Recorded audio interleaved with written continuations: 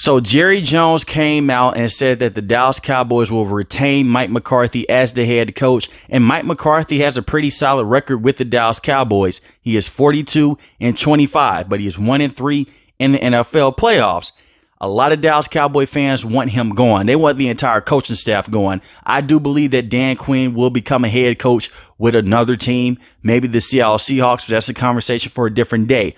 Regardless, this team is stuck in mediocrity because of Jerry Jones. Jerry Jones controls everything with this team for the last couple of years. And we've seen it, man, when they had Tony Romo, DeMarco Murray, and Dez Bryant, they had Sean Lee. They have been able to get over that hump. They have been able to reach the NFC Championship, let alone go to a Super Bowl since the 1990s. And what is going on with this team? They have good players, but as a team, they're not that good against elite level competition. And I said that throughout the season. And a lot of people were hating on me for saying that. When they lost against the Arizona Cardinals, I said, yes, it was a bad game, but it was a sign of things to come. They can't stop the run against aggressive running backs. And you also look at Dak Prescott. His numbers look good. You'll say he's one of the best quarterbacks in the NFL, but against elite level competition, he gets exposed. Forget about the playoffs. Let's just talk about in the regular season. The San Francisco 49ers has given him the work in the past against the Seattle Seahawks. He did look good, but the Seahawks were giving the defense a lot of problems as well, but they come up short. Dak Prescott is a very good regular season quarterback, but in the playoffs, he's not that good. And when I look at Dak Prescott, he is a guy that is overrated because he's a Dallas Cowboy. 36 passing touchdowns to 9 interceptions. It's good on the surface. But when you're facing the New York Giants twice a year, when you're facing the Washington Commanders twice a year, two bad defenses, I expect for you to go out there and have those type of numbers. And you look at the Philadelphia Eagles down the stretch. They were bad as well. They were beating up on a lot of cupcake teams against teams that would make the playoffs or against elite level competition. They're just not that good. And it starts with Dak Prescott. You can say that Mike McCarthy is a bad head coach and he's a bad offensive play caller, which he's not.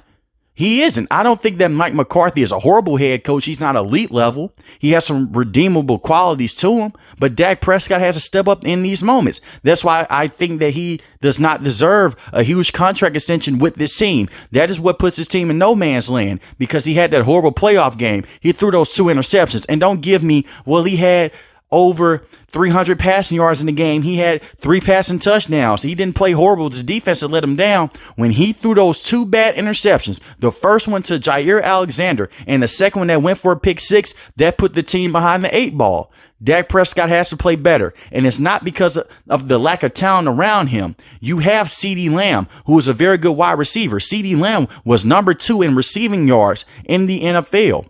He was very good this season with 1,749 receiving yards and 12 receiving touchdowns. You have Brandon Cooks, who is that clear-cut number 2 with this team. You see, it's always excuses with Dak Prescott. Last season, they didn't have a true number 2 wide receiver. They had T.Y. Hilton out there running routes for them. They needed a guy that can go out there and could be a good counterpart alongside CeeDee Lamb. So they went and they got Brandon Cooks from the Houston Texans. Guess what? You fixed that need, but you run into another need. You don't have Ezekiel Elliott anymore. Tony Pollard is not a true every down back. He is a very good scat back when it comes and to situations with running across the field and running sideline to sideline. He's good at that, has good hands. He has a place to be on this roster, but he's not that true every down back that this offense needs. They need a guy like Ezekiel Elliott, a bowling ball that can get you 3 to 4 yards at a time when it's a 3rd and 3, when it's a 3rd and 4, and you need to convert over. Instead of throwing the football, and Mike McCarthy lied. He threw Kellen Moore underneath the bus. He basically went and he said this to Jerry Jones: we're going to throw the football less. You're going to run the football more. How are you going to run the football more with an undersized running back? Instead, you passed the football more with Dak Prescott. And yes, the interception numbers were down last season. He led the league in interceptions, and he didn't play the entire season because he was dealing with an injury. But at the same time, when you look at it, Mike McCarthy's play calling wasn't the best in the playoffs.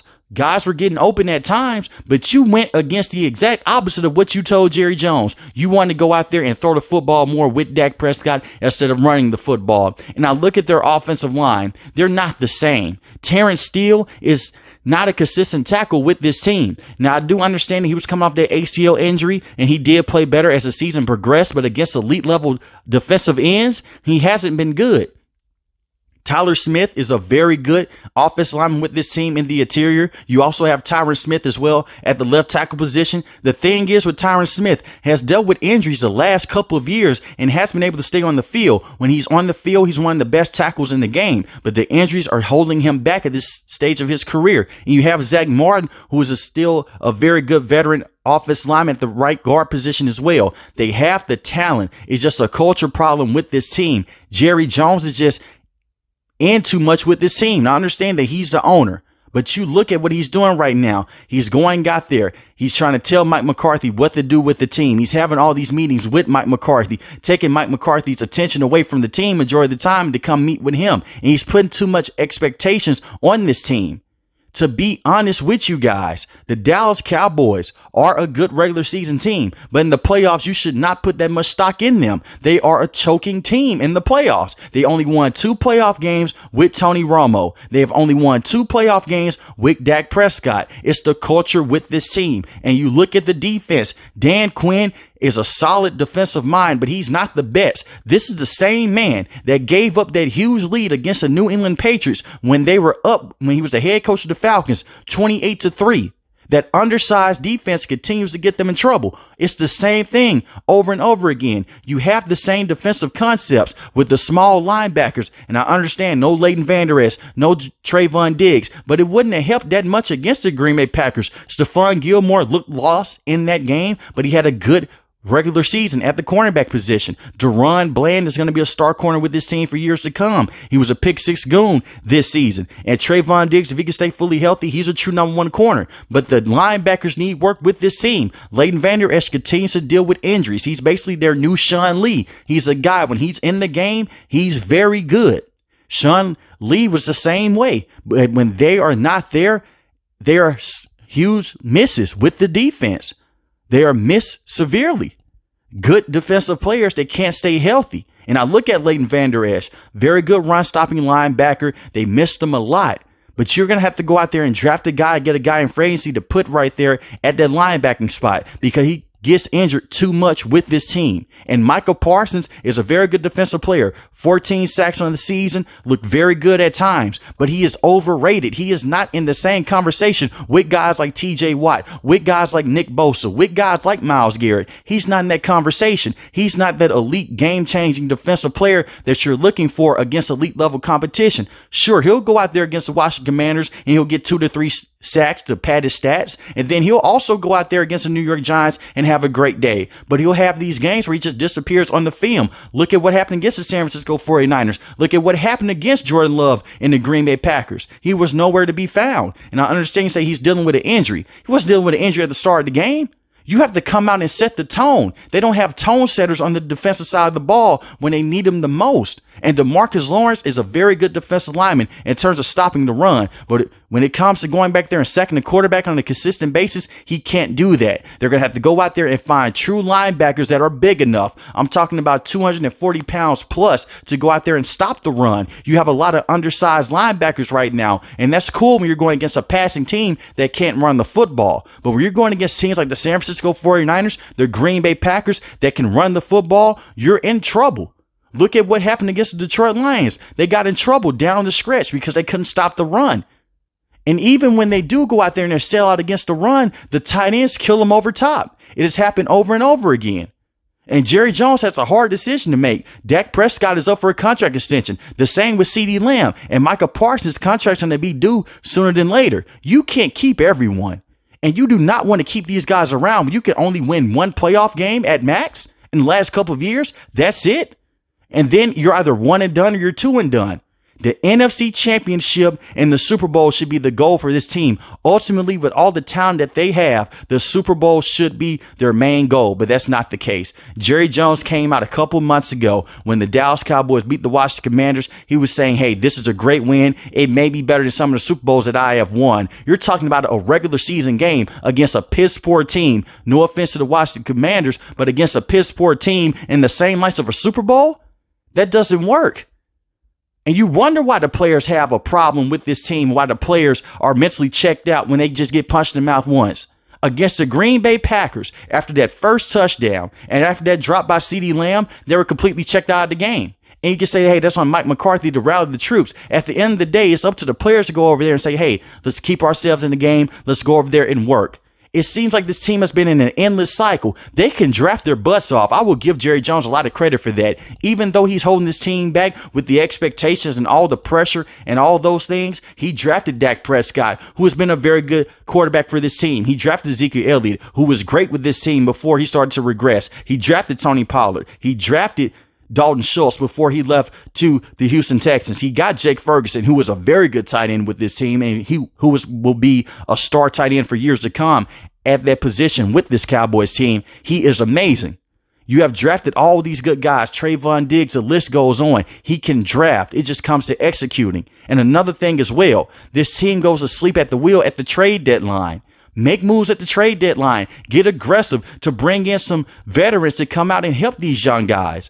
But the Dallas Cowboys are stuck in mediocrity right now, and there is no reason to why people should fear them in the NFC. Yes, they had a decent record against teams in the regular season, but when the rubber meets the road in the playoffs, this is what they are. And bringing back Mike McCarthy will not fix this. Dan Quinn has to go, whether he becomes a head coach with the team or the Dallas Cowboys say, hey, let's forget this, let's start over. But you cannot bring back the entire coaching staff in the same team with what just happened against the Green Bay Packers. Dallas Cowboy fans are fed up and they continue to fall into the endless cycle. They're a team that goes out there, they may lose a bad game against a team like the Arizona Cardinals or against the San Francisco 49ers, then they go on a major run. They will win 4 to 5 games. Next thing you know, the fans will say, hey, we are them boys. And they'll say, Super Bowl, here we come. They may win one playoff game. Then after that, they're immediately out of the playoffs. Or even worse, they get into a situation like this against the Green Bay Packers. And I mean no disrespect to the Green Bay Packers. They deserve that win. They look great in that game. When you look at it on paper, the Dallas Cowboys have the better team. They have the better roster. And there was no reason to why they couldn't have went out there. They had home field advantage and win that game. He put so much emphasis against beating the Washington Commanders, not once, but twice, so they can get that second seed. They got the second seed and they still choked it away. It's a problem with Jerry Jones, and it's a problem within the organization. And you can go back to many decades ago to when he fired Jimmy Johnson because he wanted too much power with the team. Jerry Jones wants the first and final say. Let Mike McCarthy be the coach with this team. Let him control things. I'm not saying that Jerry Jones just needs to completely just walk away from the team and not do anything. Like I mentioned before, he can draft very well. But some of the decision that he makes and some of the decision that he doesn't make, it comes out and it hurts his team. He has too much of an emphasis on beating bad teams than it is to beat elite teams. It is very essential for Mike McCarthy to go out there and have success with this team moving forward, because if he doesn't, this is it for him. And if Dak Prescott comes out next season and they can't reach the Super Bowl and the NFC Championship, it's going to be time to wrap it up with him as well. You do not want to find yourself into another situation with Tony Romo. And this is why I find it very hard to put Dak Prescott in the same category of being a true top 5 quarterback in the NFL. Yes, he led the league in passing touchdowns, but it doesn't mean anything where you're not a game changer. Dak Prescott at times does look like a game-changing quarterback with the Dallas Cowboys. But against elite level competition, he is just a game manager at best. When he goes against teams like the Green Bay Packers and clutch moments, he doesn't look like that game changer because he's not able to go out there and make those plays. And yes, you can say the defense did let them down. They didn't step up. At the end of the day, he threw a pick 6 in that game and he threw an interception. The best quarterbacks in the NFL do not turn the ball over like that in that situation. You just can't do that. Patrick Mahomes would not do that. Josh Allen at times will not do that. And Joe Burrow will not do that. Those are true elite level quarterbacks. And until Dak Prescott can do that in the playoffs, he's not an elite level quarterback. But let me know in the comment section below how you feel about the Dallas Cowboys and what is the biggest problem with this team. And are you happy with them bringing back Mike McCarthy? If you're new to the channel, hit the subscribe button. If you like the video, hit the like button. Most importantly, when each and every last one, guys, stay safe, stay positive. Thanks for watching the video, guys.